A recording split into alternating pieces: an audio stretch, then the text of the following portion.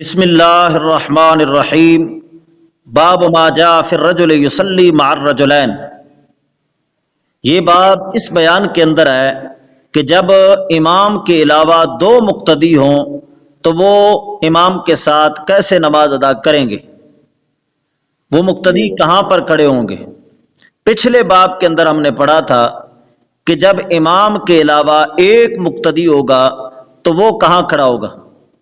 اب اس باب کے اندر یہ بتا رہے ہیں کہ جب امام کے علاوہ دو مقتدی ہوں تو وہ کہاں کھڑے ہوں گے اور کس طرح نماز ادا کریں گے۔ اس سلسلہ میں ائمہ کرام کا اختلاف ہے۔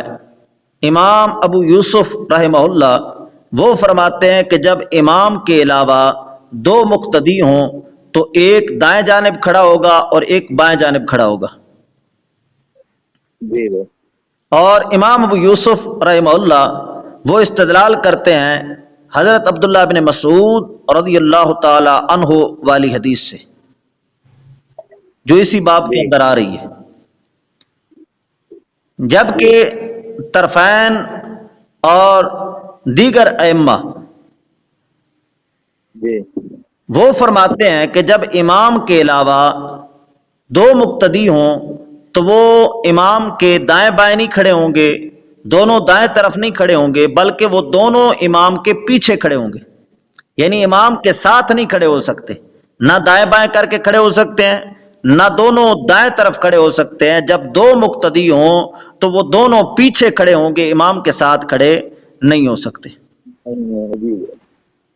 اور یہ جمہور استدلال کرتے ہیں حضرت سمرہ بن جندب والی روایت سے، اور حضرت جابر کی بھی روایت موجود ہے اور دیگر صحابہ کرام کی روایات موجود ہیں کہ حضور اکرم صلی اللہ تعالی علیہ وسلم نے قولاً فعلاً اس کا درس دیا ہے کہ جب دو مقتدی ہوں تو وہ پیچھے کھڑے ہوں گے، امام کے ساتھ نہیں کھڑے ہو سکتے۔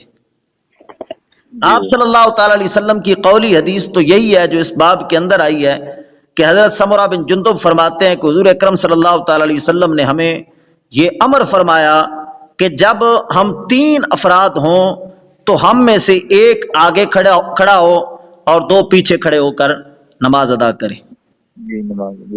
یہ آپ صلی اللہ تعالی علیہ وسلم کی قولی حدیث ہے، اور فعلی روایات بھی موجود ہیں۔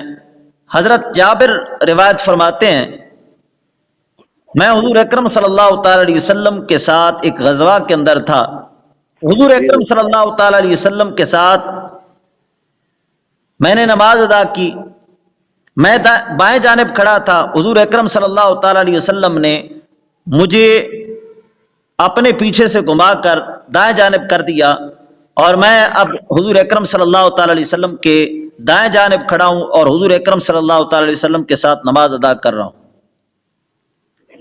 اسی اسنا میں حضرت جبار بن صغر ایک دوسرے صحابی تشریف لاتے ہیں، وہ آپ صلی اللہ تعالی علیہ وسلم کے بائیں جانب کھڑے ہو گئے۔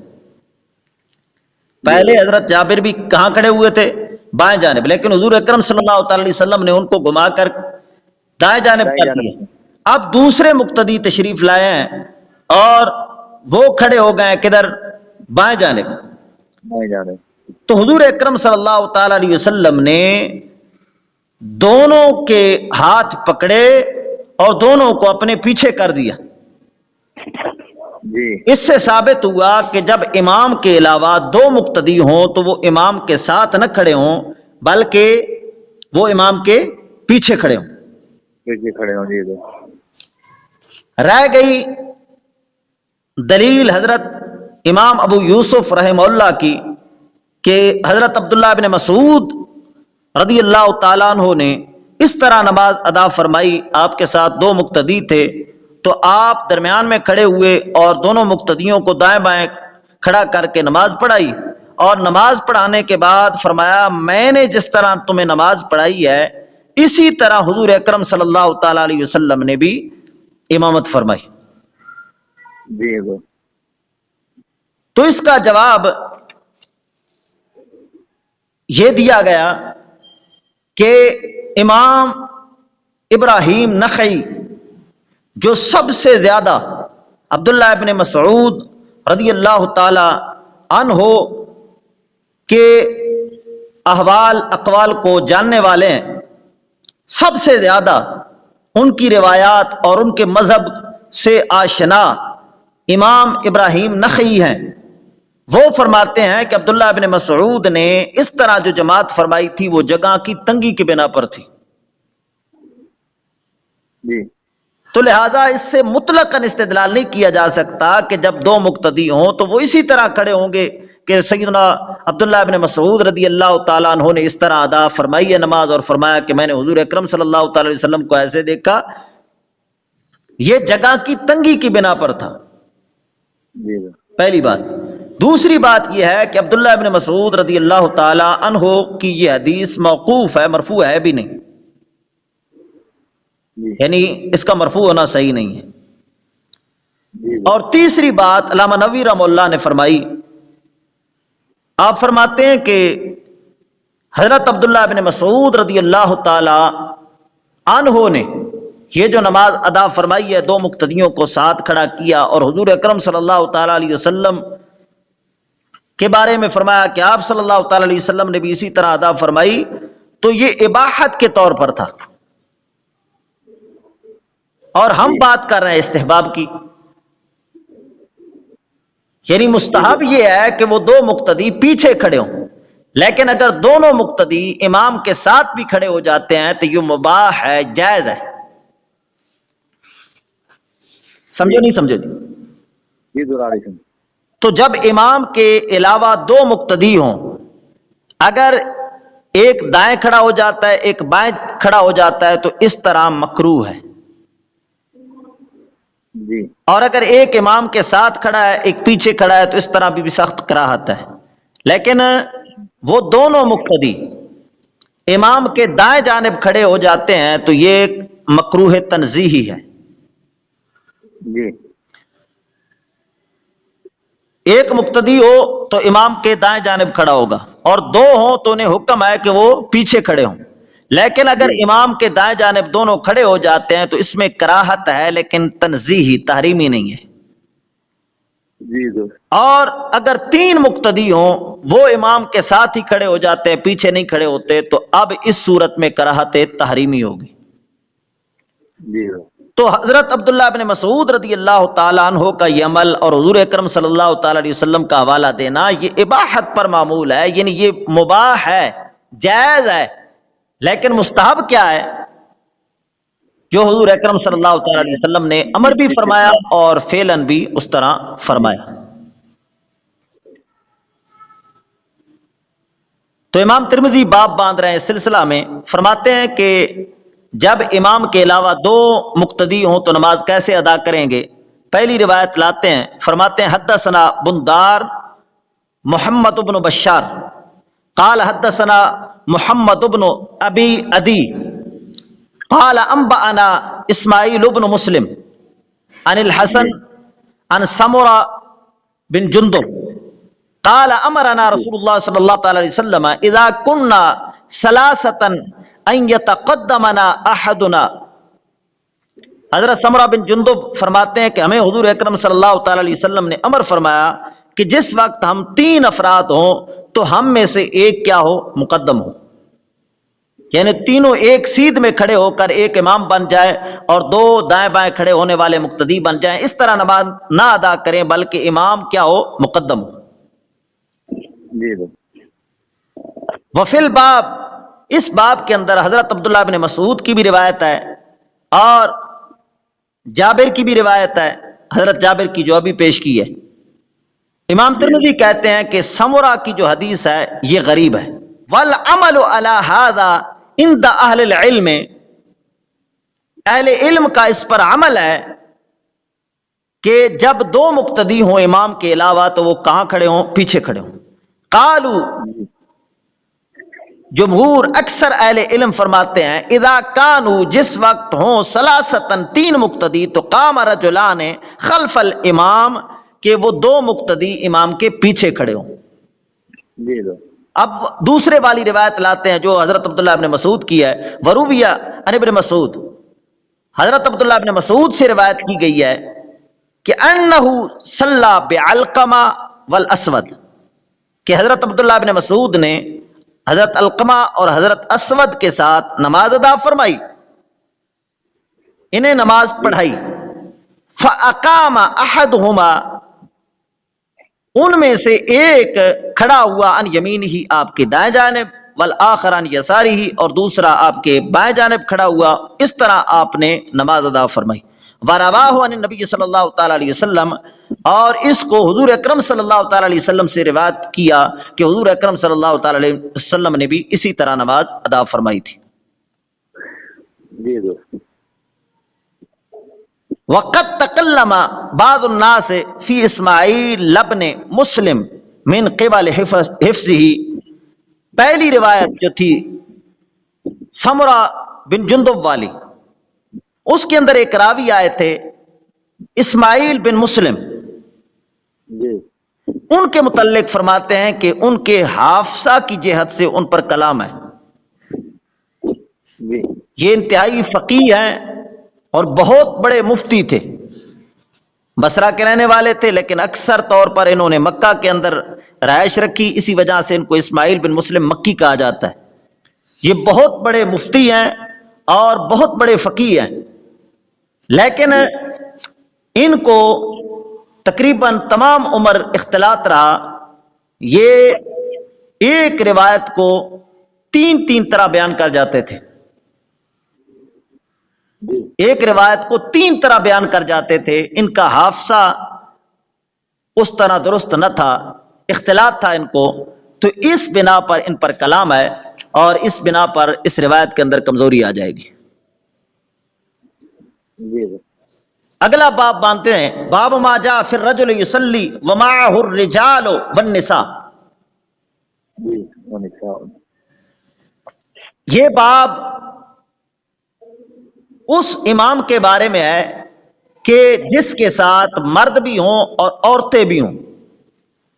جی ایک شخص امامت کرا رہا ہے اور اس کے ساتھ مرد بھی ہیں عورتیں بھی ہیں. پہلا باب باندھا تھا کہ امام کے ساتھ ایک مقتدی ہے تو کہاں کھڑا ہوگا. پھر باب باندھا کہ امام کے ساتھ اگر 2 مقتدی ہوں گے تو کیسے صف بندی کریں گے. اب باب باندھ رہے ہیں کہ امام کے ساتھ اگر مرد عورتیں، مرد بھی بہت سارے ہیں، 2 ہیں 3 ہیں 4 ہیں، مرد بھی بہت سارے ہیں اور عورتیں بھی ہیں، تو اس صورت میں صف بندی کیسے کی جائے گی. صف بندی کا مسئلہ مشہور ہے کہ امام کے پچھلی صف کیا ہو، مردوں کی صف ہو، جی اس سے پچھلی بچوں کی صف ہو، اور اس سے پیچھے ہجڑوں کی صف ہو، اور سب سے آخر میں عورتوں کی صف ہو. اور اگر ان میں سے کوئی مفقود ہے، یعنی بچے نہیں ہیں یا ہجڑے نہیں ہیں، تو پہلی صف پھر مردوں کی ہو اور اس سے پیچھے عورتوں کی صف ہو. جی پہلے مردوں کی صف ہو اور اس سے پیچھے کیا ہو، عورتوں کی صف ہو. جی اور اس سلسلہ میں حضرت ملائکہ والی روایت لا رہے ہیں کہ حضرت ملائکہ نے حضور اکرم صلی اللہ تعالی علیہ وسلم کی دعوت کی. آپ صلی اللہ تعالی علیہ وسلم نے کھانا تناول فرمایا، اور پھر حضور اکرم صلی اللہ تعالی علیہ وسلم نے تعلیم کی غرض سے یا گھر کے اندر حصول برکت کے لیے آپ صلی اللہ تعالی علیہ وسلم نے نماز پڑھائی. جی 2 صحابی حضرت انس اور ایک یتیم، وہ آپ صلی اللہ تعالی علیہ وسلم کے پیچھے کھڑے ہوئے، پہلی صف بنائی گئی ان کی، اور اس کے پیچھے حضرت ملائکہ جو بزرگ خاتون تھی وہ پیچھے کھڑی ہوئی. اس طرح آپ صلی اللہ تعالی علیہ وسلم نے ان کو نماز پڑھائی. اس سے ثابت ہوا کہ جب امام کے ساتھ کئی مرد بھی ہوں اور عورتیں بھی ہوں تو پہلی صف مردوں کی ہونی چاہیے اور آخر میں صف عورتوں کی ہونی چاہیے. جی اور پھر اس حدیث سے احناف نے اور دیگر ائمہ نے استدلال کیا ہے کہ اگر صف کے پیچھے تنہا کوئی شخص کھڑا ہو تو اس کی نماز درست ہے. دیکھیں حضرت ملائکہ تنہا پیچھے کھڑی ہوئی ہیں. احناف کا اور دیگر ائمہ کا جو فرماتے ہیں کہ تنہا پیچھے کھڑا ہونے سے نماز باطل نہیں ہوتی. امام احمد بن حنبل تو فرماتے ہیں کہ نماز درست ہی نہیں ہے، اور دیگر جو جمہور ہیں وہ فرماتے ہیں کہ نماز درست ہے. وہ استدلال کرتے ہیں اس روایت سے بھی، لیکن استدلال کیسے کرتے ہیں کہ حضرت ملائکہ وہ بزرگ خاتون تنہا پیچھے کھڑی تھی.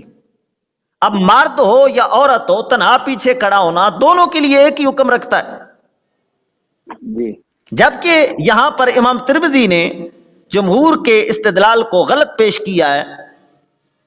امام ترمذی فرماتے ہیں کہ بعض لوگوں نے اس طرح استدلال کیا ہے کہ حضور کے پیچھے حضرت انس تنہا کھڑے تھے کہ حضور اکرم صلی اللہ تعالی علیہ وسلم نے بچے کی نماز کو معتبر ہی نہیں سمجھا. تو جب معتبر ہی نہیں سمجھا تو بچے کی نماز تو معتبر ہی نہیں ہے.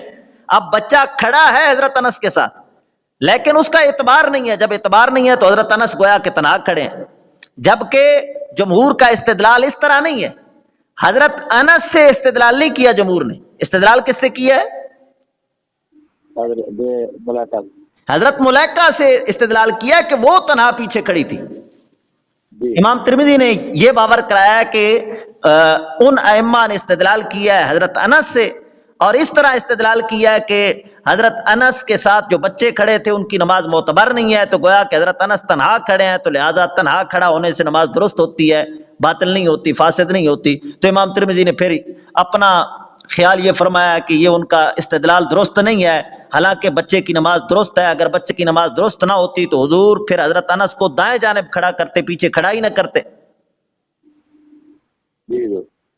جبکہ ہمارا استدلال حضرت انس سے نہیں ہے. کس سے استدلال ہے؟ حضرت ملائکہ سے.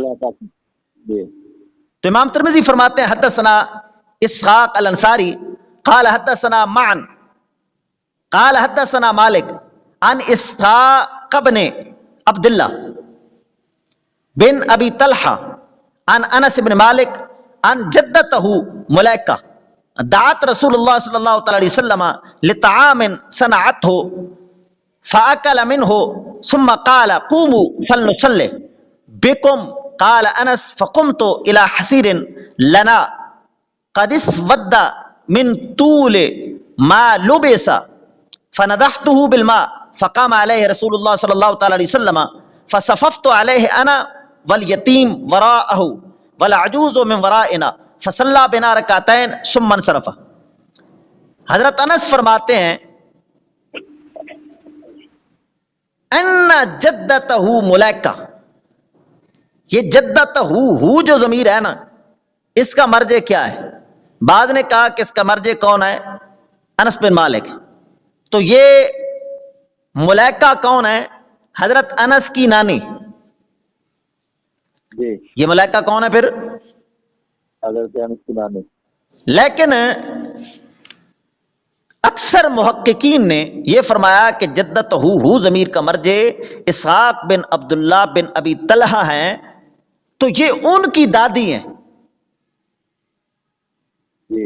اور صحیح بھی یہی لگتا ہے جس طرح کہ بخاری کی روایت سے صراحت معلوم ہوتی ہے. تو یہ ہو ضمیر کا مرجع اسحاق بن عبداللہ بن ابی طلحہ ہیں، انس بن مالک نہیں ہے. تو حضرت انس فرماتے ہیں کہ حضرت ملائکہ نے، اور یہ ملائکہ ہیں کون؟ اسحاق فرماتے ہیں کہ ان کی دادی ہیں، یعنی اسحاق کی دادی ہیں. اسحاق فرماتے ہیں کہ انس بن مالک نے روایت کی ہے کہ اسحاق کی دادی ملائکہ نے رسول اکرم صلی اللہ علیہ وسلم کی دعوت کی ہے، کھانا تیار کیا، آپ صلی اللہ تعالی علیہ وسلم نے اس سے تناول فرمایا. ثم قال، پھر حضور اکرم صلی اللہ علیہ وسلم نے فرمایا قوموا، کھڑے ہو جاؤ، میں تمہیں نماز پڑھاتا ہوں. فنصلی بکم، با کے ساتھ صلاۃ آئے تو اس وقت نماز پڑھانے کا معنی ہوتا ہے. تو حضور اکرم صلی اللہ علیہ وسلم نے فرمایا کھڑے ہو جاؤ، میں تمہیں نماز پڑھاتا ہوں. حضرت انس فرماتے ہیں میں کھڑا ہوا چٹائی کی جانب، جو ہماری چٹائی تھی، قد اسود من طول ما لبس، وہ اکثر پہننے کی بنا پر، استعمال کی بنا پر وہ آلودہ ہو چکی تھی. فنضحته بالماء، میں نے اس پر پانی چھڑکا، اس کو دھویا. فقام علیہ رسول اللہ صلی اللہ علیہ وسلم، پھر حضور اکرم صلی اللہ تعالی علیہ وسلم اس چٹائی کے اوپر کھڑے ہوئے، فصففت علیہ انا والیتیم، میری اور اس یتیم کی صف حضور اکرم صلی اللہ علیہ وسلم نے بنائی، وراءہ اپنے پیچھے، والعجوز من ورائنا، اور ہمارے پیچھے اس بزرگ خاتون کی صف بنائی، فصلی بنا رکعتین، حضور اکرم صلی اللہ علیہ وسلم نے ہمیں 2 رکعتیں پڑھائی، ثم انصرف، پھر آپ صلی اللہ تعالی علیہ وسلم نماز پڑھانے کے بعد تشریف لے گئے۔ امام ترمذی فرماتے ہیں کہ حضرت انس کی یہ حدیث کیا ہے؟ حسن صحیح ہے۔ والعمل علیہ عند اہل العلم، اسی پر اہل علم کا عمل ہے۔ قالوا، وہ اہل علم فرماتے ہیں، اذا کان مع الامام رجل وامرأۃ، کہ جس وقت امام کے ساتھ مرد اور عورتیں دونوں ہوں، تو قام الرجل عن یمین الامام، تو اگر ایک مرد ہے تو وہ امام کے دائیں جانب کھڑا ہوگا، والمرأۃ خلفہما، اور عورت ان دونوں کے پیچھے کھڑی ہوگی۔ وقد احتج بعض الناس، بعض لوگوں نے استدلال کیا ہے بہذا الحدیث، اس حدیث سے، فی اجازت الصلاۃ اذا کان الرجل خلف الصف وحدہ، تنہا ایک مقتدی کی امام کے پیچھے نماز کی اجازت کے سلسلہ میں، کہ جب تنہا ایک مقتدی ہو تو وہ امام کے پیچھے تنہا کھڑا ہو سکتا ہے، اس سے بھی استدلال کیا ہے۔ وقالو، اور ان بعض نے کہا ہے، ان الصبی لم تکن لہ صلاۃ، کہ اس بچے کی تو کوئی نماز ہی نہیں تھی۔ وکأن انسا، گویا کہ حضرت انس، کان خلف النبی صلی اللہ تعالی علیہ وسلم، حضور اکرم صلی اللہ علیہ وسلم کے پیچھے تنہا کھڑے تھے۔ ولیس الامر علی ما ذهبوا الیہ، امام ترمذی فرماتے ہیں کہ حالانکہ اس طرح معاملہ نہیں ہے جس کی طرف وہ گئے ہیں۔ جی کیوں؟ لأن نبی صلی اللہ تعالی علیہ وسلم، اس وجہ سے کہ حضور اکرم صلی اللہ علیہ وسلم نے اقامہ مع الیتیم خلفہ، حضور اکرم صلی اللہ علیہ وسلم نے حضرت انس کو یتیم کے ساتھ پیچھے کھڑا کیا ہے۔ فلولا، اور اگر اس طرح نہ ہوتا تو ان نبی صلی اللہ تعالی علیہ وسلم